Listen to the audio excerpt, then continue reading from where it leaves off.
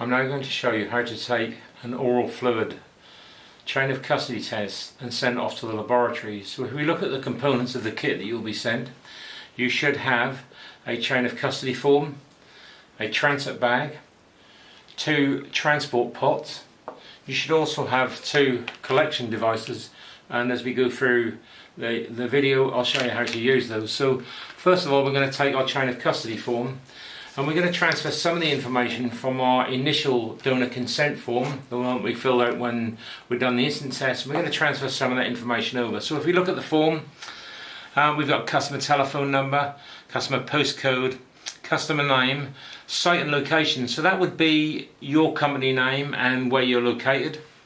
And then the reason for test, so that could be pre-employment as part of an induction or interview process, post-incident, accident or near miss, as part of a random testing procedures, as a follow-up test to a previous drug test, for cause or on suspicion, or as part of scheduled drug testing. We next have the collector's name, and then underneath that the donor name and ID. If they have any identification that you know them by, then the ID goes in there. Then it's date of birth, and then their gender, male or female, and the collection time and collection date. It's really useful if you have the national insurance number, which you can then put in the box there. And then underneath that is a declaration, a donor declaration for medication. Now if they've already told you they're on medication here, we're simply going to transfer that over. So you list the medication they're on, the dosage, the day they last used that medication and the time they used it. Underneath that are 2 boxes with a statement against each. The first one says, I am not taking and have not taken medication in the last 14 days, and if that's the case, you simply tick the box in there. Or, I am taking medication but I don't want to declare it, in which case they tick the box there. It further goes on to say, I give consent to my employer to pass on my contact details to the medical review officer if requested. I understand that any information I give to the medical review officer is confidential.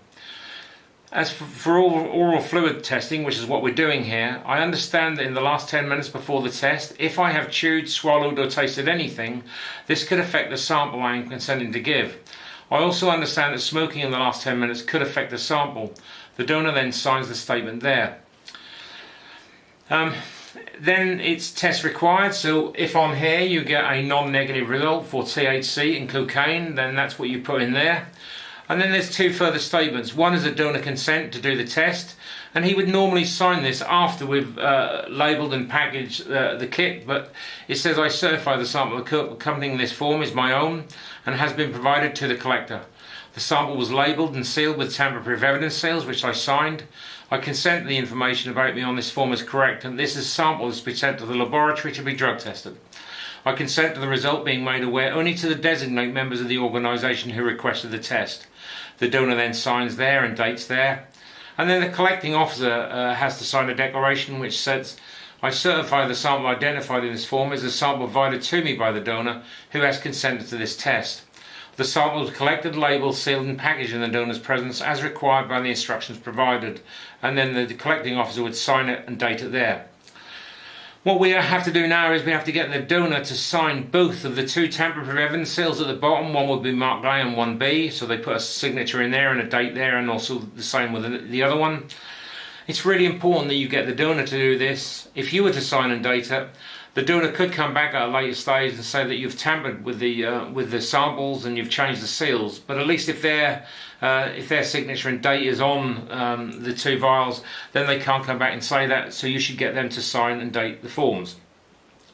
That's how to fill out a chain of custody form. And in the next video, I'm going to show you what we're going to do with the collection devices themselves.